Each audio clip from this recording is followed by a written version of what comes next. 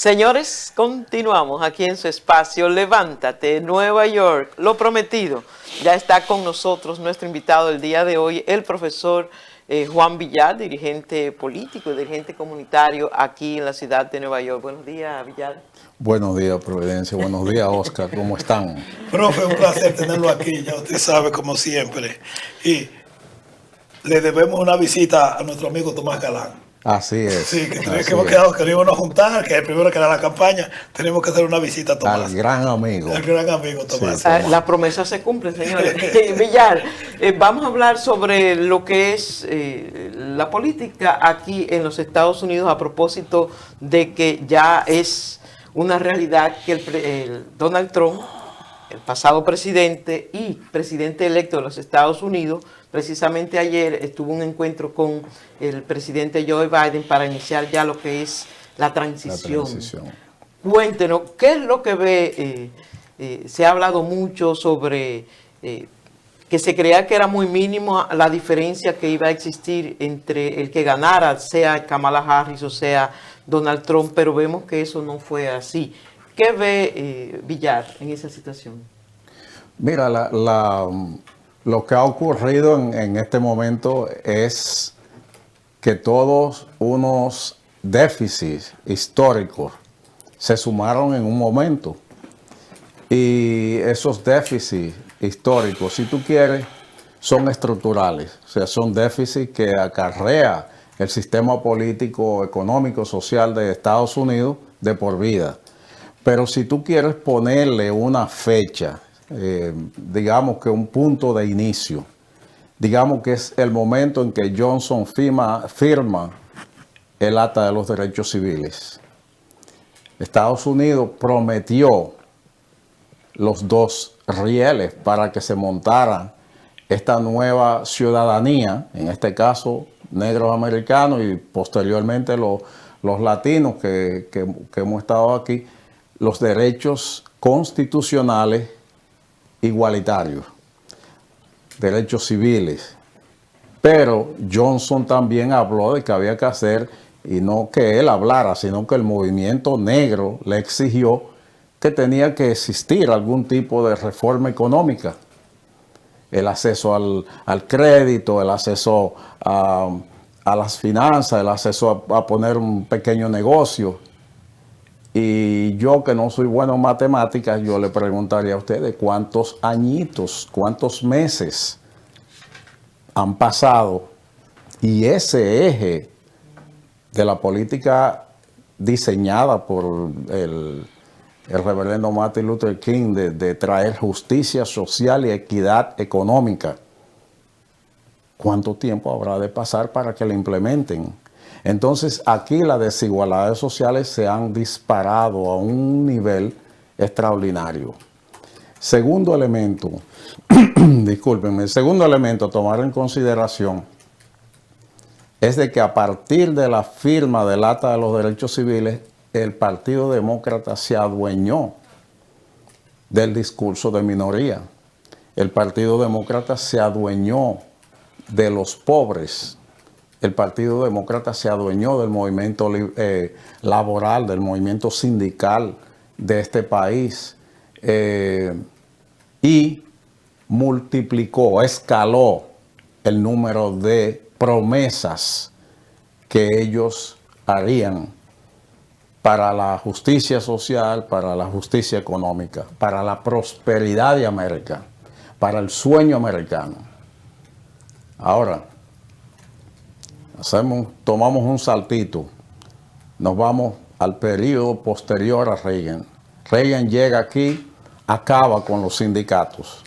Comenzó con el sindicato de los controladores aéreos. Ronald Reagan instala un proceso agresivo desde el Estado para el empobrecimiento de las clases medias y pobres, empobrecerlas más, y comenzar a crear esa nueva élite que hay en este país, que son los dueños del 98% de lo que este país produce y de lo que en este país ocurre.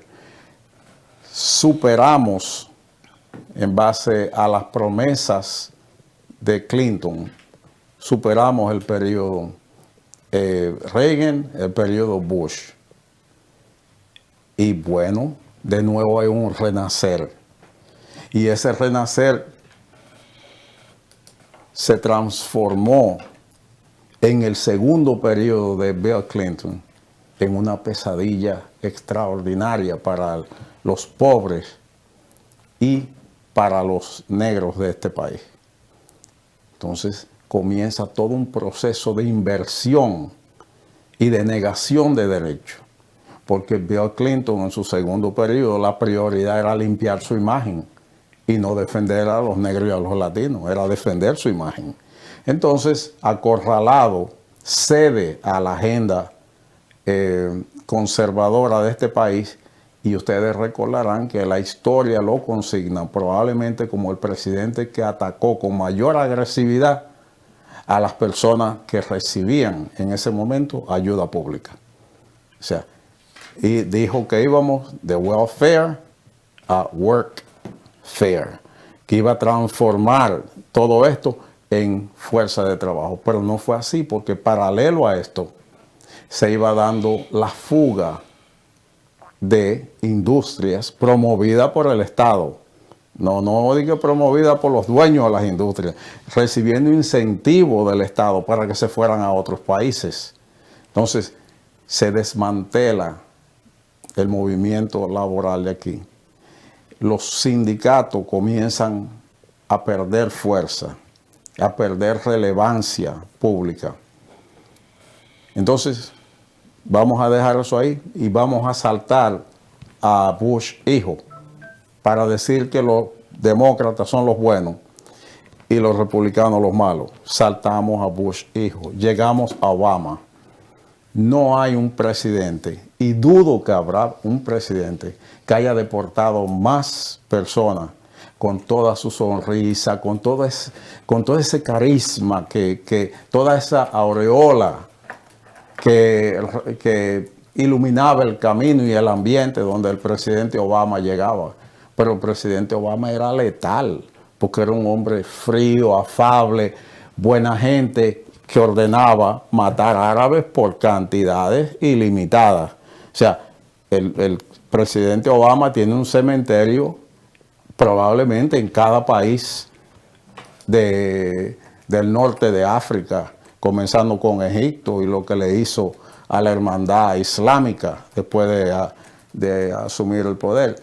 Todo esto para decirle que todo ese proceso se ha ido acumulando en rabia, se ha ido acumulando en frustraciones, y la población entonces dijo: necesitamos un alquimista, necesitamos a un vendedor de ilusiones. Y este país, históricamente, sus presidentes se pueden dividir en dos bloques: los proteccionistas del mercado interno y los no proteccionistas, los intervencionistas. Entonces los demócratas han sido siempre buenos interviniendo fuera, preparando las tropas, enviando las tropas, dinamizando la economía a través del complejo bélico industrial de este país.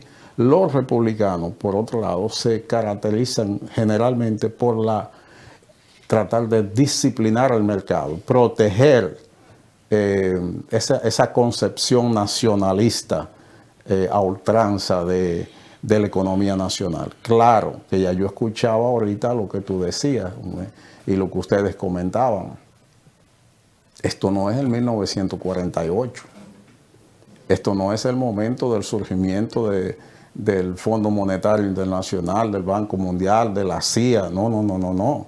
Esto es una cosa que se llama BRICS, lo que está transformando las relaciones comerciales y económicas del mundo. Esto es el clamor de potencias que quieren jugar un papel mucho más decisivo en este momento y que se les respete cuando se sienten a la mesa, que no sea el Uncle Sam diciéndole: tú tienes que hacer. Entonces, creo que la situación, el panorama para Estados Unidos es complicado, porque ciertamente tú necesitas proteger el mercado nacional, pero no puedes meterte en una guerra arancelaria con China, por lo que tú decías antes. Exacto. O sea, si tú necesitas mango, tú no te puedes meter en un pleito conmigo, yo soy Vanilejo. El que vende los mangos. Porque yo soy que tengo los mangos. Entonces, bueno, así de simple, ¿verdad?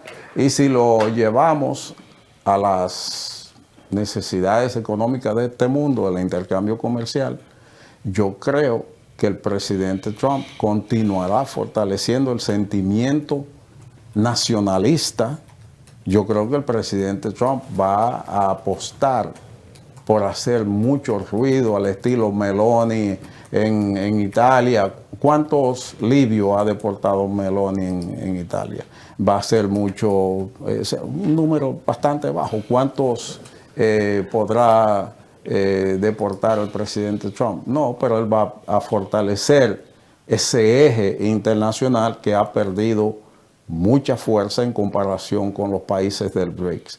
O sea, él va a tratar de establecer buenas relaciones con Orbán, él va a tratar tiene buenas relaciones personales con Orbán, o sea que con Bolsonaro va a tratar de que todas las ambigüedades de Lula se puedan revertir y que el pueblo de Brasil le pase la cuenta a Lula y que vuelva a Bolsonaro. Pero profe, Okay. Perdona, eso es lo que yo no entiendo. Cojamos el caso de Bolsonaro. Bolsonaro llega al poder diciendo no relaciones con China, vamos a destruir el Mercosur. Y en los últimos 2 años de su gobierno tuvo que coger para China, agarrarse de la mano, porque el principal socio comercial de ellos era China. Claro. China que ha convertido a Brasil en el exportador de alimentos número 1 en el mundo. Así es. Entonces, ¿pueden los Estados Unidos reemplazar a China en el mercado brasileño? Para nada. Por eso dije hacer alarde con Orbán, con Bolsonaro, hacer ruido. Entonces, el caso de Milei. Con Milei. Ya Milei ya mandó al canciller a China. Señores, todo lo que yo dije en la campaña, eso fue mucha pluma, yo necesito los cuartos. Entonces, y la pregunta es la siguiente. ¿Hasta qué punto las pasiones que se han despertado en los Estados Unidos alrededor de la figura de Donald Trump, porque aquí nosotros tuvimos al reverendo Díaz, y yo le hice la pregunta y dijo, sí, Donald Trump tiene una varita mágica, desde que él llegue ahí a resolver todos los problemas. ¿Hasta qué punto, o cuál va a ser el efecto, hasta qué punto esa gente va a ser decepcionada? Y si son decepcionadas, ¿cuáles podrían ser las consecuencias para el sistema político en los Estados Unidos? Bueno, lo primero es que Donald Trump no hizo ninguna propuesta para resolver los problemas de aquí. El presidente Trump, señor Donald Trump, lo que ha tenido siempre es un equipo extraordinario para transformar las cosas negativas en términos de publicidad en positiva. Y para él mantener su imagen. Él ha mantenido 10 años consecutivos de campaña política. O sea, 2 para ganar el periodo que ganó presidencial, ¿verdad? 2 cuando fue precandidato del Partido Republicano.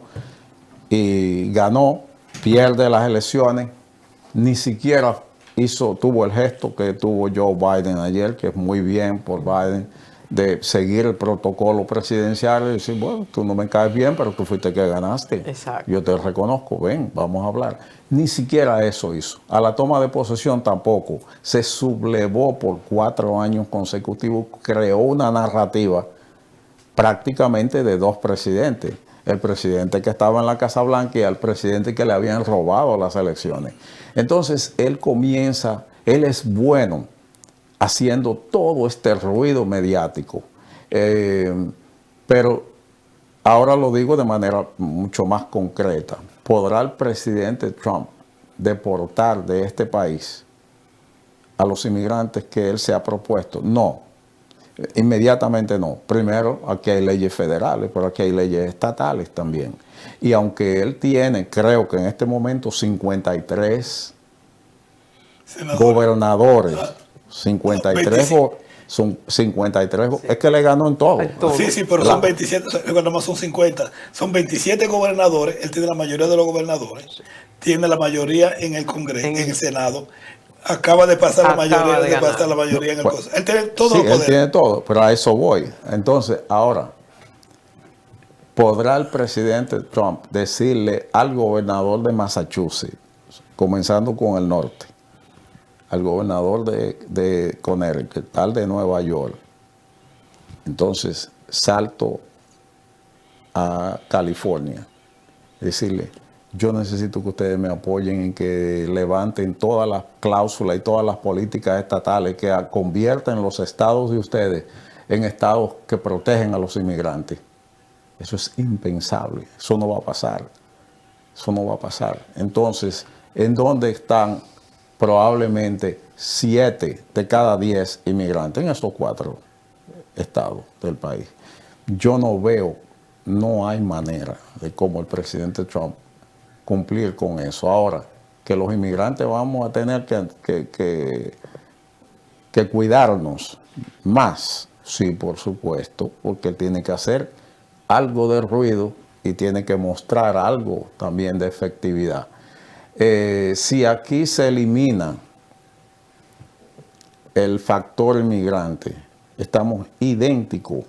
Lo que han hecho todas estas intervenciones militares en los últimos 20 años es producir unas olas masivas de inmigración a nivel del mundo. Y es el mismo fenómeno, si tú le quitas los haitianos a los arroceros, a los caficultores y a la industria de construcción de la República Dominicana, vamos a vivir en chocitas de nuevo, porque ya nosotros no construimos nada ni trabajamos en el campo. Pero si tú le quitas los inmigrantes a este país, yo quiero ver cuánta fresa la gente va a comer en el mercado, cuánta manzana. Yo quiero saber, si se quiere, la espina dorsal de la industria alimentaria de este país está montada sobre los hombros de indocumentados y de inmigrantes. Entonces, será imposible entrar en una guerra con China, que no lo va a hacer con Rusia, lo va a hacer con China. Entrar en una guerra con China y al mismo tiempo darle un golpe mortal al factor que acelera la producción y la economía de bienes de consumo en este país. Villar, aquí en la ciudad de Nueva York, vemos la situación del alcalde Eric Adams, está en un proceso judicial, pero al final de la campaña él como que quiso coquetear un poco con Donald Trump, incluso Donald Trump tuvo palabras positivas para él.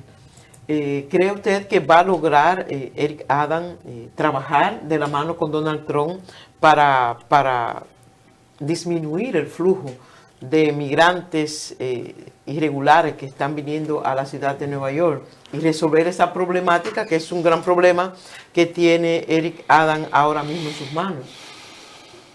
No me sorprendería. Es un hombre que con niveles mínimos de moralidad y de decencia. A mí me parece que el alcalde de la ciudad de Nueva York ha demostrado de que de no ser alcalde y de no ser un ex policía estuviese preso, un delincuente cualquiera. O sea, lo que pasa es que cuando tú ejerces la delincuencia desde un puesto político, se te mira, se te ve de una forma distinta, pero si tú sumas la mitad de las cosas que se le imputan y decimos que las hizo Oscar, la hiciste tú o la hice yo, estuviéramos presos, estuviésemos detenidos. Entonces, ese tipo de gente no tiene otra agenda que no sea la agenda de la satisfacción personal. Y en este caso, para él poder completar su periodo, que es lo que él está tratando de hacer, ya convenció y le conviene a ella también, a la gobernadora, de que no lo removieran ahora. Que no le conviene a ella, no le conviene a él removerlo, pero yo no tengo dudas de que él se tiraría en los brazos de Donald Trump, porque es un hombre sin escrúpulos políticos. Entonces, para tratar de salvarse. Y no lo vean muy lejos si salta de partido también. Y trata de decir, yo me voy al Partido Republicano para reelegirme desde el Partido Republicano. Porque yo dudo que el Partido Demócrata lo lleve como alcalde de nuevo. Y él anunció sus aspiraciones. Él desea. Él dijo que va a volver a aspirar. Y la gente lo ve imposible porque una persona con tantos problemas legales que todavía no está definido, entonces ¿cómo está ya hablando de que... Pero acabamos de que va a aspirar de nuevo para la posición? Acabamos de elegir a una persona con 35 cargos, encontrado culpable en 2 de ellos, y él es el presidente de los Estados Unidos. Bueno. Y que el juez ahora pausó la decisión. Y esa es la pregunta. O sea, estas elecciones son unas elecciones atípicas. Porque si hay una persona que insultó a los latinoamericanos y que no ha insultado desde que apareció en el escenario político, ha sido Donald Trump. Y Donald Trump logra el 55% del voto del hombre hispano. Es más, Marco Rubio va a ser secretario de Estado por 2 razones básicas.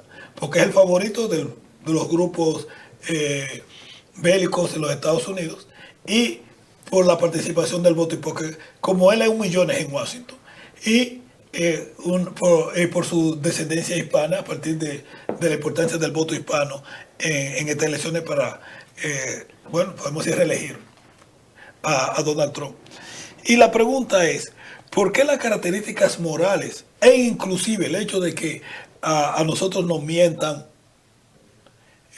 elecciones tras elecciones siempre somos manipulables? O sea, ¿cómo los latinoamericanos terminaron votando en favor de Donald Trump?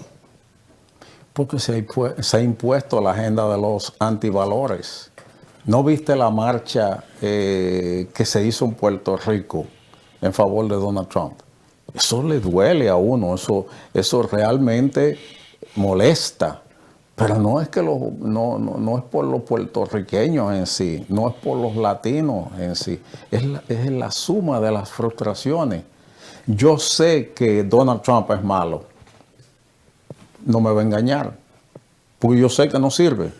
Ahora, yo voté por Obama, porque yo creía en el cambio, que era lo que Obama decía. No vino ningún cambio. Yo voté por Joe Biden, que era uno de los abanderados del movimiento sindical y obrero cuando estaba en el Congreso. No hizo nada. Ninguno de los estados en donde ha avanzado la agenda conservadora para eliminar, le llaman los right to work, o sea, en donde el derecho al trabajo, en donde los dueños de las empresas le dicen a los trabajadores, no se metan a un sindicato, porque cuando ustedes se meten a un sindicato lo que tienen es que pagarle una cuota a esos sindicatos. Yo mejor le doy el aumento directo a ustedes todos los años, pero no breguen con... Crecieron los estados bajo la administración del presidente Joe Biden, que rechazan el sindicalismo. Entonces, aquí está, el bueno promete, no cumple, el bueno me promete, yo le creo y salgo peor. Compro un galón de leche ahora y uno en el último año de Trump.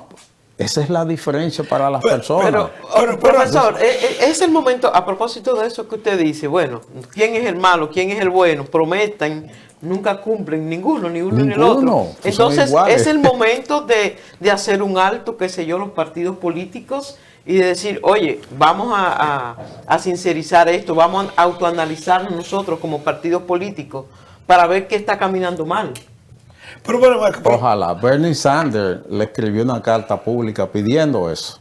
Ojalá que el Partido Demócrata lo hiciera. Ojalá. Ahora. Pero, profe, y esto me recuerda,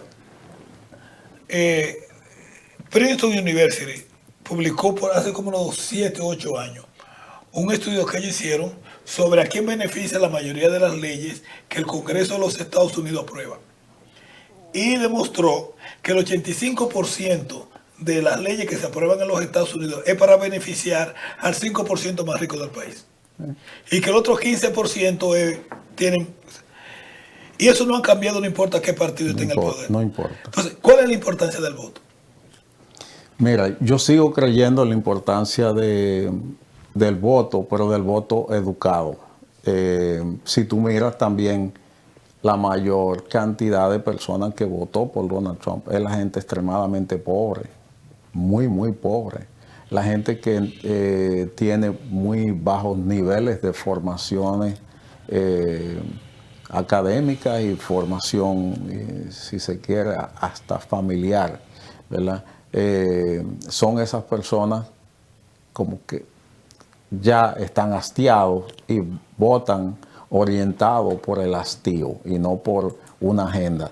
Ahora, ¿cuándo va a cambiar esa situación? Búscate la campaña de Kamala y enséñame 5 ejes programáticos, 2 ejes programáticos. 1. Bueno, yo no quise ser, eso eres tú, ya tú atacaste ahora al Partido Demócrata, no yo. Y eso no fue Kamala, eso es el partido. Sí, el partido no tiene propuestas. El partido gastó 80% de sus recursos y de sus iniciativas en tratar de convencer al pueblo norteamericano de que Donald Trump no servía. Pero tú no me tienes que convencer de que Donald Trump es malo. Eso yo lo sé. Pero perdón, y ahí es que viene. La cantidad de personas, el 60% de los norteamericanos tienen una opinión desfavorable de Donald Trump como persona. Solamente creo que era el 51 al 52% sobre Kamala. Sí. Pero aún así votaron por el malo de ellos. Porque hay un factor psicológico, Oscar. Sí. Ellos saben eso, pero cuando miran la personalidad, dicen, este lo que dice que va a hacer, lo hace. Sí, pero aquellos no. Pero la pregunta es la siguiente. ¿Cómo el Partido Demócrata se va a gastar el 80% de sus recursos en la campaña electoral para convencer a la población de los Estados Unidos de algo de lo que ya ellos están convencidos? O sea, yo nunca entendí la campaña de Kamala. Yo nunca la entendí. O sea, tú no me tienes que convencer de lo que es Donald Trump. Yo lo sé.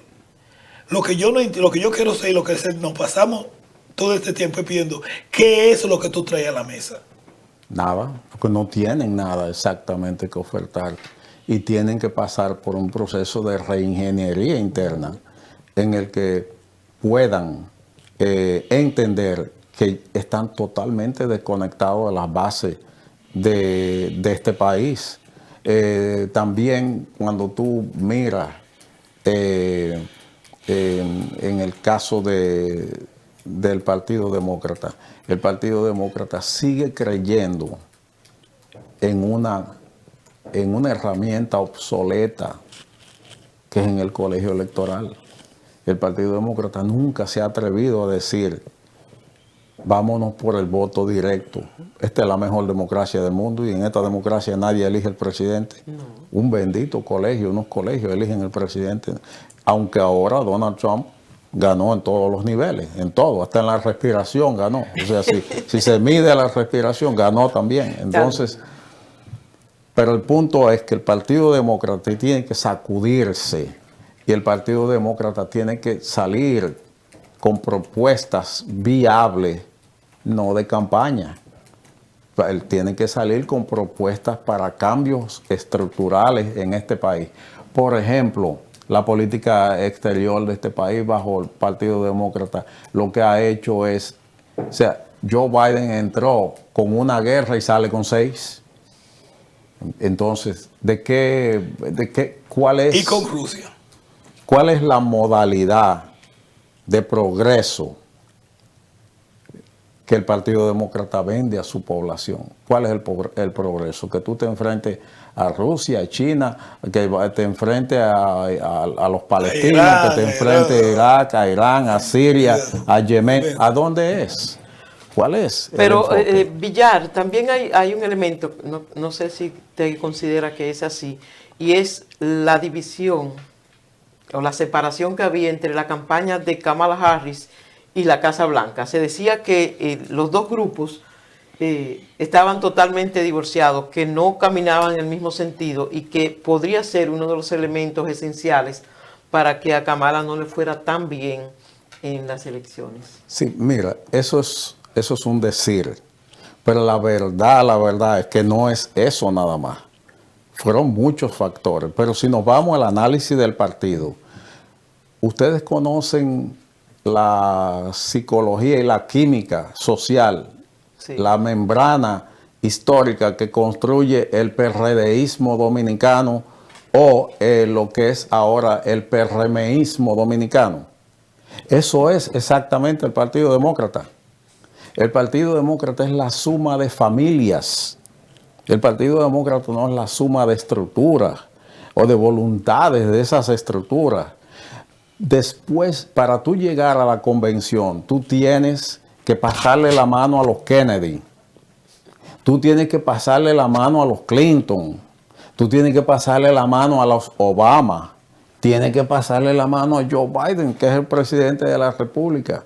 Kamala llegó 130, 107 días fue para hacer campaña.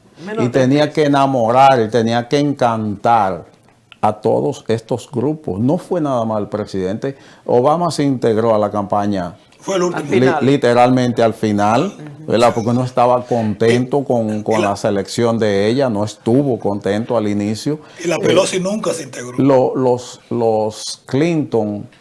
Los Clinton guardaron un poquitito la apariencia. ¿Tú sabes por qué? Porque controlan el Departamento de Estado. Así de simple. Pero la Pelosi señaló a Joe Biden como uno de los principales responsables de que no le fuera bien en las elecciones. Y ella fue uno de los principales responsables del fracaso de la primera administración de Obama, que tenían el control del Congreso, tenían el control de la Cámara de Diputados, del Senado, y tenían a Obama. Y cada ley que le enviaba Obama, Nancy Pelosi le decía qué hay para California. Y le engavetaban los procesos a Obama. Entonces, ¿qué tuvo que hacer? Hasta que le bajaron el brazo. ¿Qué tuvo que hacer Obama? Gobernar en base a decretos presidenciales, orden ejecutiva, como le llaman aquí. Porque ella lo afició. Pero, o sea que, jóvenes, yo me tengo que... Pero ya, la última pregunta que tiene que ver con la comunidad dominicana en el exterior. El Bronx fue el lugar donde proporcionalmente Donald Trump sacó más votos. Así es. Casi gana en el Bronx. Así es. Casi gana en el Bronx. Y la principal comunidad étnica en el Bronx somos nosotros los dominicanos. Lo cual uno puede decir por implicación que los dominicanos en el Bronx votaron mayoritariamente a favor de Donald Trump. Yo lo creo. ¿Qué significa eso para nosotros? ¿Qué significa eso? El dominicano, si los norteamericanos cargan una valija de frustraciones, los dominicanos cargamos dos.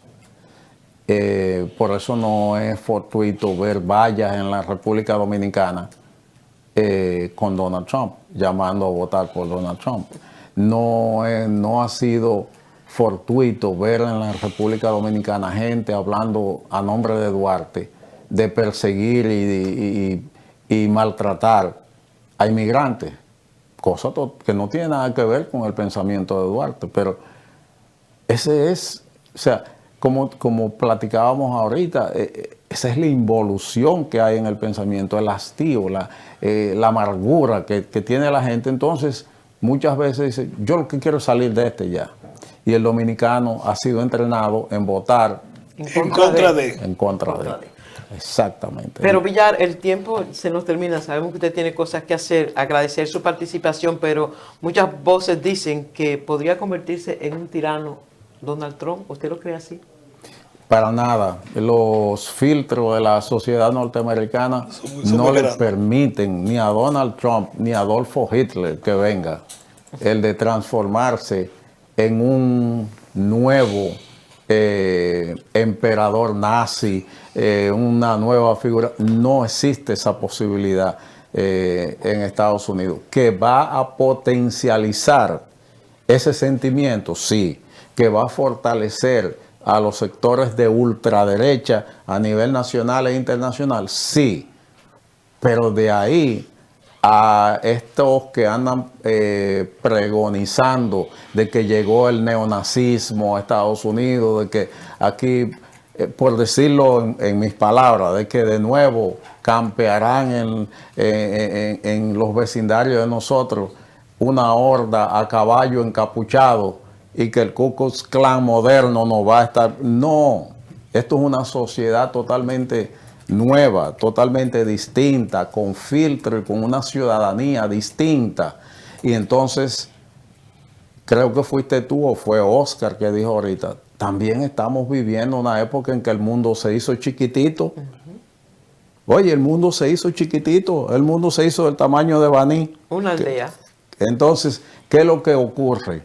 Que no hay absolutamente nada que se haga en el plano nacional, especialmente de un país de esta magnitud, que no tenga unos entornos y contornos internacionales que afecten o que ayuden.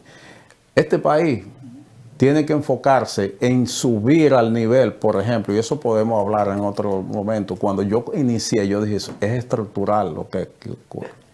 Por ejemplo, de los países del G7, hay un solo país que no provee un sistema médico universal. Un solo país que no provee la seguridad médica a todos sus ciudadanos. Y ese es nuestro país, Estados Unidos de Norteamérica.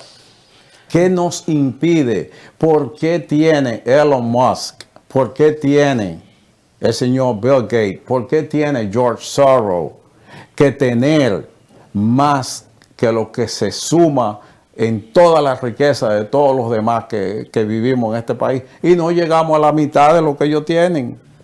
Vergonzoso. De esos tres angelitos del Señor.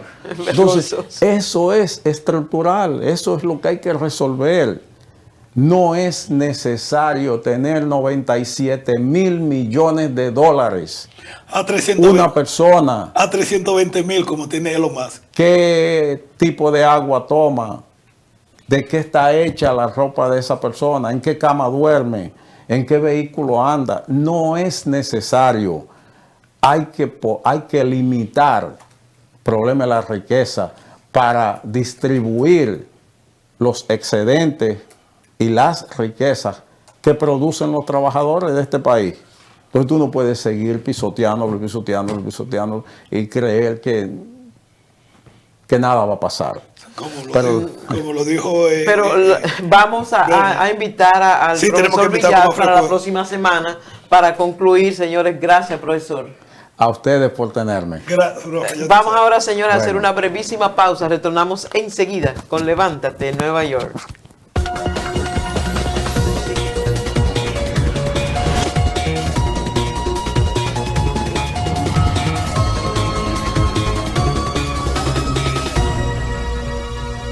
Comunicadora, locutora, presentadora.